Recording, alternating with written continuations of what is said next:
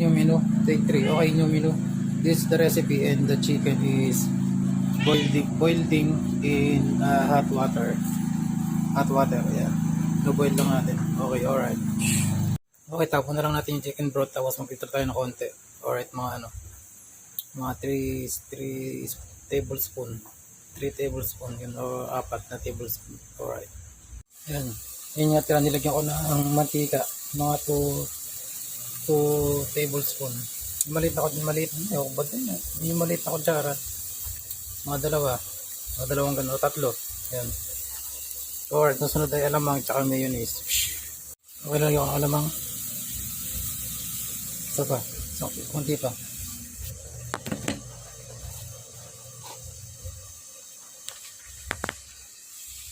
Yan. Alright. Tapos haluin na lang natin, no?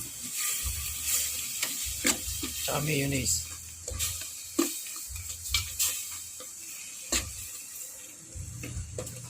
Pakuluan lang natin. Tapos mayonnaise na kasunod.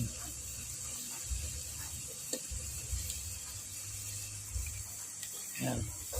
Dapat medyo matuyo yung sabaw. Yan. Dapat medyo mabawasan yung mantika at tubig. Alright. Alright, take 2. Take 3. Alright, medyo tuyo na.